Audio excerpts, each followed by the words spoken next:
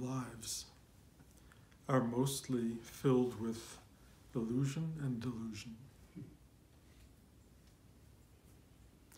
Almost nobody sees what is.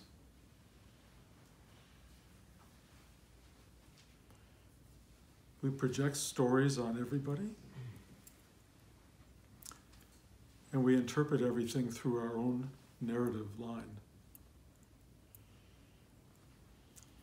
Mostly, our narrative comes from stories we were told, that we begin to believe, and that we then begin to use to observe the world.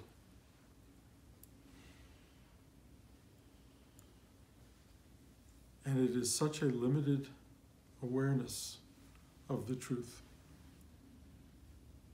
of what is.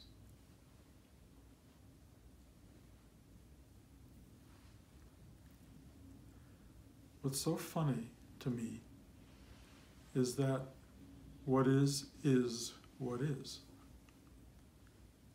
That you are never separate from or apart from the truth.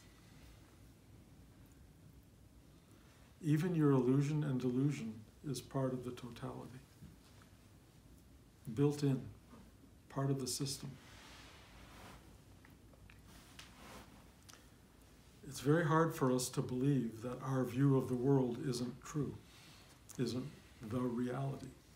That we see it pretty much as it is, and most people, we think, are deluded themselves. We are in endless judgment of other people and even of ourselves. But our judgment is based on our sense of what we know to be true.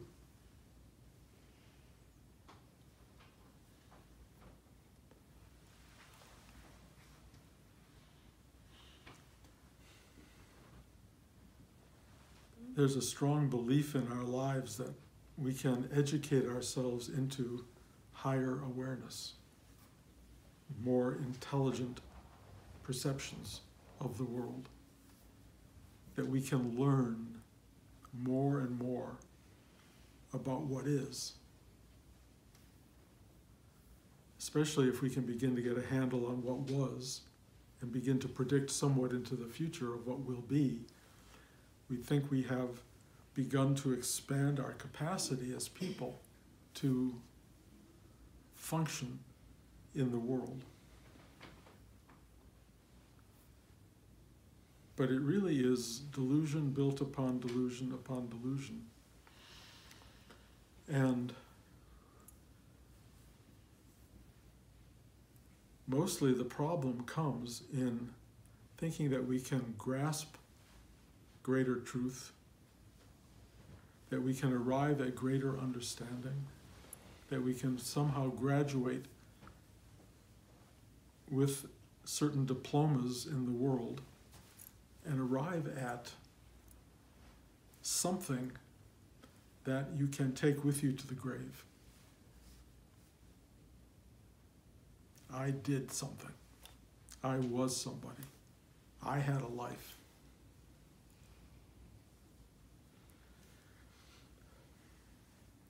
Which in a sense is completely true.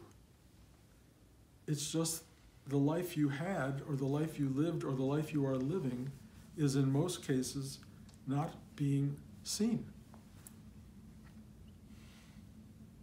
It's being interpreted, novelized, if you will, turned into some kind of streaming TV show for your pleasure or displeasure. But the world that is actually happening around us is lost in our very limited narrative capacity to give it focus and meaning and value.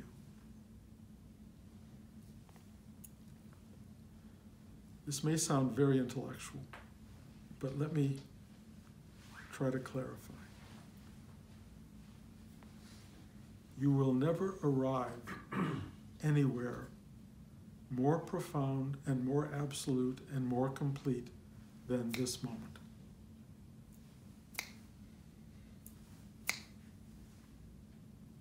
I don't care how hard you work. I don't care how hard you imagine yourself to be in an elevated place or growing spiritually or trying to arrive at something that is transcendent of all of this.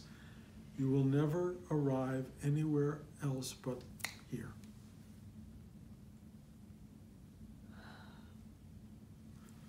Here is filled with an extraordinary mix of what is absolutely real and true and completely deluded and untrue, all at the same time.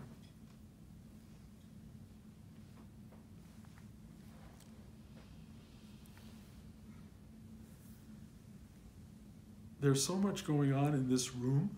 There's so much going on in the space around us. There's so much going on in the world around us. And we flip through it like we flip through a newspaper.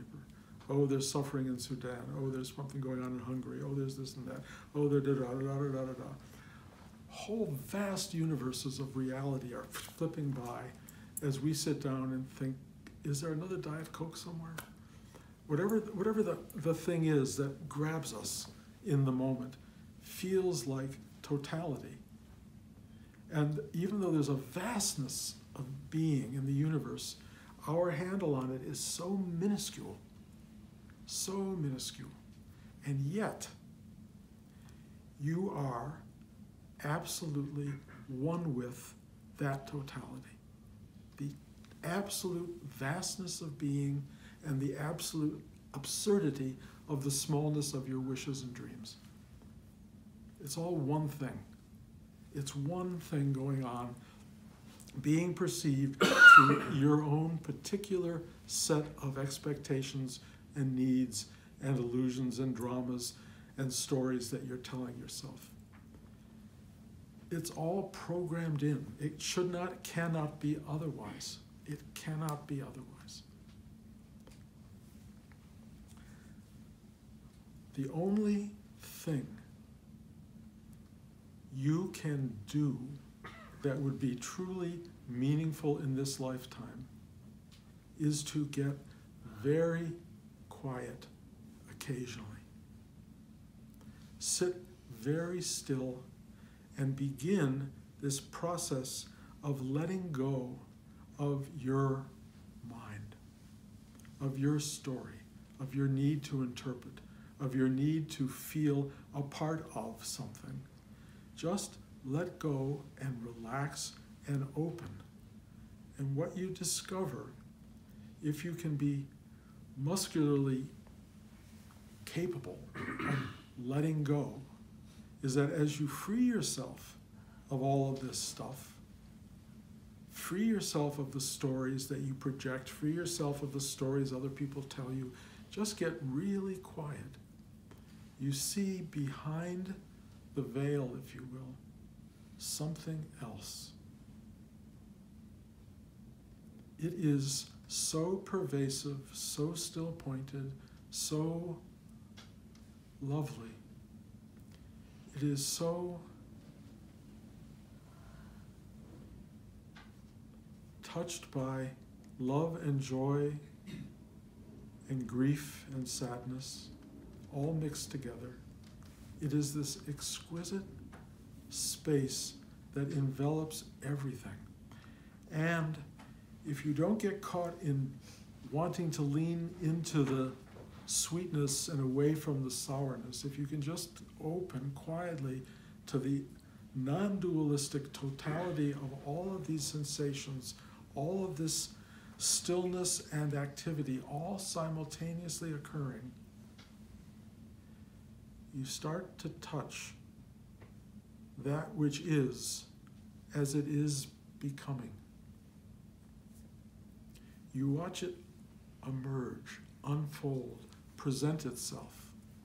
You watch the space from which birth occurs and into which death resolves itself. You watch the space that is the endless permeability and the endless permanence of existence. It is everywhere. It surrounds you. You rose up out of it. You will go back into it in time. It is your essential being, and everything else that happens within it is just you happening. It's just you happening in whatever way you were programmed to happen. Some of you were programmed one way, some another way. Everybody is just happening all the time. And that happening is essentially an unfolding of what is. It's just what is. And if you are willing in your what isness, and in a way you're programmed to be willing, but if you can be lucky enough or graced enough or powerful enough to say, I want to be still. I want to surrender. I want to let go. If you can find that voice, you can begin a journey that doesn't take you anywhere else but into the very source of this, of what is.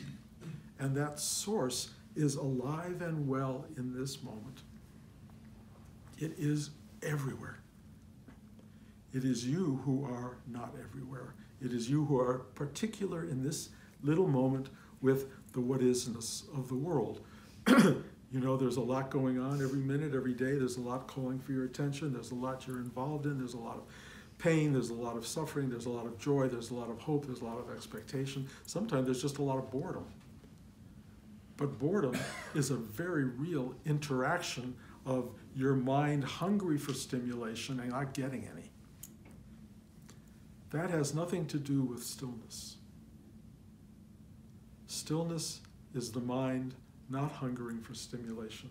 Stillness is the mind enfolding back into itself, into a place from which it arose. And in that still space, you experience who and what you are. The are and the is are present tense. You are this. You are this. Now, when you're sitting in this room and we are all together in a collective isness, that is rare. That is a rare event. It probably only happens in this room for you. The isness of it announces itself because you got nothing else to do and your mind gives up trying to figure out where else you could be. You just settle in and this isness just starts to. Some of you experience it for the whole class. Some of you experience it for moments in the class. When you experience it, you go, wow, wow, huh, huh. Whatever that is, it's worth coming back for. Wouldn't it be nice if you could experience it all day long outside in the world? Well, you can. You can experience it outside all day long in the world. But it is much more challenging outside in the world than it is in here.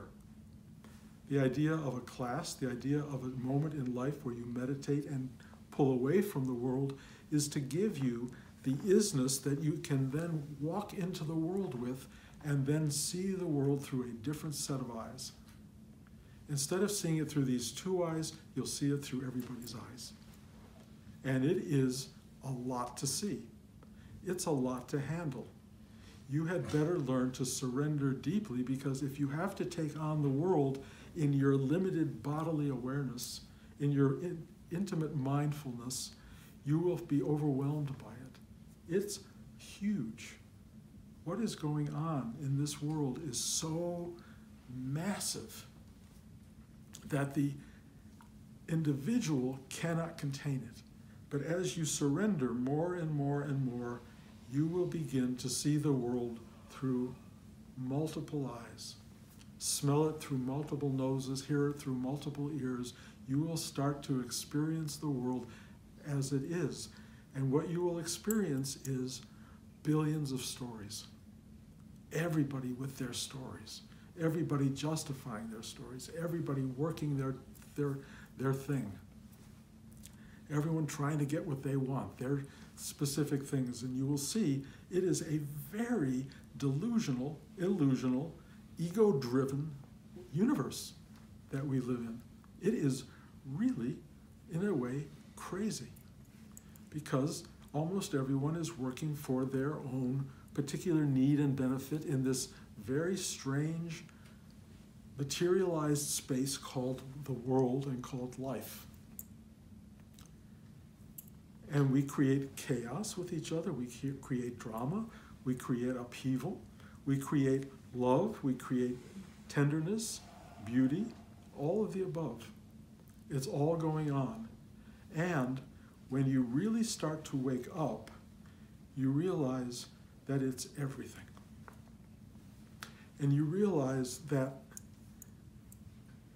real surrender is not trying to hold on to the pretty parts and let go of the dark parts. Real surrender is going, wow, it's everything. It's everything. And that's a big surrender. It's a very relatively easy thing to do in this room. The test of it is going outside. The test of it is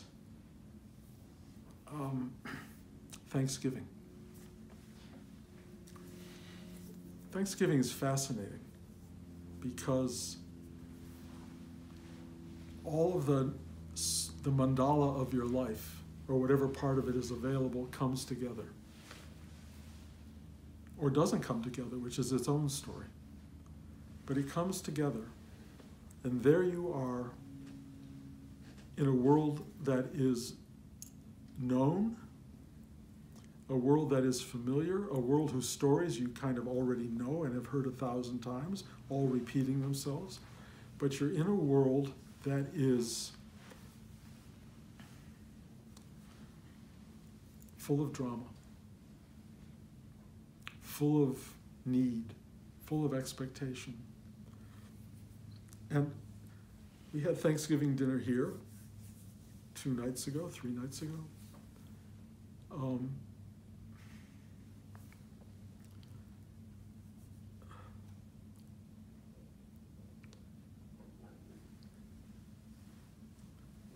I think many of you expect a spiritual teacher to be rising above all of the issues of Thanksgiving.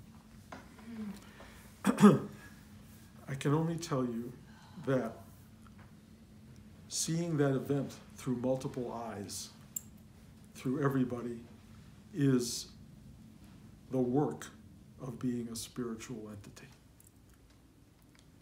Being available to the madness, to the centrifuge of delusional space that occurs on Thanksgiving is so potent. And this one was really, really unusual. For 2 days beforehand, I went with my son Josh and my grandchildren to Disneyland as part of the holiday. This is the happiest place on earth, and God help us. People are working very hard to be happy. There are energies going in so many cross-currenting directions that the mind cannot withstand it. You have to surrender. You have to let go. And you have to watch all of this. And I know at one point I said, I can't handle this. And my son said, Dad, it's just you. It's all you. And where that brilliance came from, I don't know, except that my son is, in his own way, insightful and brilliant. And I went, thank you. And I just opened up to the centrifuge of activity that was going on. And it was beyond belief. My kids both wanted lightsabers, swords, to carry around the park with them. And so they hand-built lightsaber swords. And they walked around the park, and everyone they met with a lightsaber sword was an opportunity for a battle. And they would all be together, and they would all be fighting. So happy, I couldn't believe it. The total joy in battling and discovering one another. We went to Tom Sawyer Island, and my son is very free with his children. He said, go run around. And then we couldn't find the children. And then God knows, I mean, they can't get off the island unless they swim. But there was a sense of, oh my God. And then the phone rings, Josh's phone rings, and he says, someone found my grandson. And he had my son's number written on his arm so they could call. And my grandson just said, I'm lost, can you please call my dad? And it was really simple, but in my mind, when he was lost, I didn't know he was lost, but the idea that he was lost was so powerful because I love my grandchildren. I love my children. I love more and more than I ever imagined possible. And suffering happening to people I love and people I don't know is now part of my lexicon of experience. One of the horrible things about awakening is that you move beyond your narrative story into everybody's story. You begin to feel everything. And you have to work a billion times harder because you got to let go and let go. And there are days where you fail. And when you fail, you experience incredible upheaval, sadness, confusion, desires. The spiritual journey, which everyone imagines is into stillness and peace and surrender, is actually gets harder and harder on some level, but it's not personal. It's something else. It's sort of understanding the enormity of the human drama and then learning through everything you've practiced to go, okay, thy will be done. And I had to learn to do that at Disneyland, and that prepared me for Thanksgiving. And at Thanksgiving, my relatives, one arrived with a cane and two arrived with walkers. We've never had that before. We were always young and youthful family. We are no longer a young and youthful family. The kids get together and they are insane. They have to put on a show every year and they have to yell for us to come watch the show, and the show has no end. It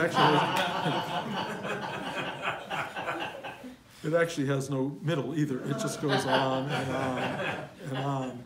And it has to be interrupted and ended automatically and with everybody in tears, but there is a show. And then there's everybody's individual stories, all of which are narratives which you know, especially if you're at all practiced and aware, are untrue. Everybody's telling you their story, and all you want to do is go, you want to feel for them, but you know they're not telling you the truth because they don't know the truth. They're telling you their version of the story, and you try so much to listen to that story. But the story is just more story, and you sit and you take it all in, and you go, oh my God, how did I get in this world? What is this world? And the answer is what Josh told me. It's all you. This is you. The best version of all of this is I'm seeing this story come to an end. I'm seeing the old folks, of which I am one, getting older. I'm remembering my parents when their generation got older and all slowly departed. I'm watching all the little kids I watched grow up who are now the middle ground, watching their children run around, watching them and knowing they're going to go through what we're going through, and it's all going to keep happening. And I get this unbelievable nostalgia. I get this sense of deep sadness and grief that I know what they have to go through and how hard it is. I get this sense of what a beautiful, unbelievable world this is, and every so often the love and the connection that happens between us is so worth it. It's so amazing. We have a real moment of connection and dialogue, and you go, that's why I was born. You hug your children and your grandchildren, your nieces and your nephews, you hug everybody, and you just go, this is what it's about. And then you watch the madness and the insanity, and you go, yes, if you want this part, you've got to accept that part.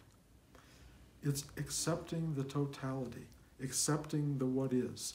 And that's something we all have to do if we want to enjoy and embrace the life that we all have. But there's another step, which is what we do in this class, which is we find a place to the still pointed doorway into what is. we find a way into this place that is so loving, so grieving, and yet completely beautiful. It's the birth of everything and the end space for everything. It is what we are, what we come from, what we return to. You can actually know that space while you're alive. The great souls, the great mystics, the great yogis, the great practitioners of this work that we're doing find it or get intimations of it. Finding it and experiencing it in life doesn't elevate you from life. It makes it possible to really live your life, to really hug your children, to really love, to really make peace with those who are on the way out, to understand the arising and the falling away of everything. It helps you feel and live a life that really is full of gratitude and thanksgiving. That's what you get from a spiritual life. You don't get anything else but what is. You don't get that which will be, you get what is now. You get to actually enjoy Thanksgiving. You get to make peace with Disneyland. You get to make peace with your daily life. You don't have to wait for the last moment as you're returning back into that space, because you have already been in that space for so long, or at least visited it so many times, that when it comes for you in the end, you will go to it with a great deal of gratitude and grace, because you've always known it was there. We arise into this manifested existence for whatever reason and story you want to tell yourself. Probably not true. It's just a story. But it's not a story that we come into being. That's real. We're here. And it's not a story that we leave this. That occurs as well. What that surround is that we come out of and return to, every religion on the planet has an explanation for it. I will tell you, from my own experience, every explanation is just a guess. It's just somebody's trying to tell you what they think it is. You have to figure it out for yourself. You may or may not get it. It may never crystallize as a concept, but you will know it and you will feel it. When I hug my grandchildren, I feel it. I feel that from which they arose, from which I arose, and to which we shall all return. It is a breathing into being, and it is an exhaling into not being. It may happen every instant and every breath of our life, but the beauty of it is known in the hug. Tara came over and visited us on Thanksgiving with her daughter Grace. And those of you who've never met Grace, she is what her name is. She actually is an act of grace.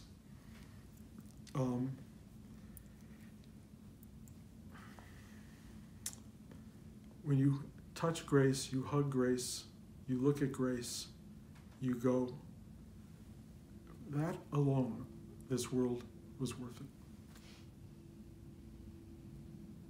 And I've known Tara for a long time, so I'd say that for Tara alone, the world is worth it. And I can say that really about all of you. I really can. Because coming into the world and knowing you, not that I know your stories, I know you when I sit with you, I get to look into your eyes and I see the magic of creation, the magic of emergence into life itself reflected back at me. And I get your journey is your journey, my journey is my journey, but it is a singular collective journey that we all share. And every hug that hugs and touches is so beautiful and so worth it. And I have to go back to that over and over. And there are days where I get really alone and lonely. You know, as you get old, your life gets depopulated. There are fewer and fewer people around. As they start to fall away and drop off, you become even less connected. You need yourself. You need yourself. Because in the end of the very end, it's all you've got, is yourself. All of this reflection which we have of ourself, which we are addicted to and love so much, it will all go away. This does not go away. So find yourself. Sit with yourself. Go for walks with yourself. Be with yourself. Find the joy of self. Yes, having it reflected back from friends and family and people walking around is wonderful. But ultimately, it's you with you. We share this journey. We come together once a week and sit, and we have an absolute, extraordinary moment of yes to all of this. And then we have to watch it go through all of its confrontations and changes and convulsions and all the things it goes through in a day. And then we come back again and we find it again. If you sit on your own every day, as I suggest you do, you'll find it every day. And as you go through your day, every time you need to get back to this reaffirming, reawakening, reestablishing space, you'll be able to get there. That's really what practice is. It's really what this class is about, teaching you how to have constant access to who and what you are. And the greatest thing is you don't have to go anywhere to get it, because this very manifested thing that you are walking around in is that. This is that. This is the manifestation of the unmanifest. But it's all one thing, breathing itself into being, exhaling itself out of being over and over and over and over again. Treasure it, learn to love it, learn to accept it on all of its aspects, both beautiful and horrendous. Learn that it is beyond comprehension, and just learn that it is miraculous that it exists at all and that you're part of it, that you are part of the wonder of being for however long.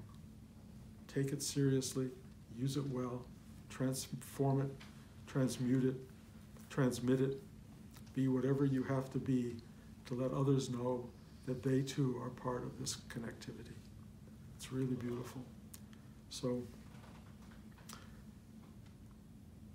enjoy your delusions, enjoy your illusions. Find a moment, if you can, to get quiet and see them for what they are. Thank you for coming.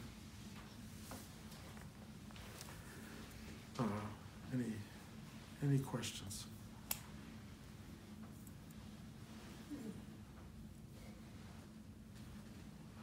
Going once, going twice. Thank you. Okay. We'll be back in, I think, 2 or 3 weeks. On the 15th of December. We'll be here for 16th maybe to teach. So we'll see you before Christmas, after Hanukkah. And I wish you all a wonderful holiday season. Thank you.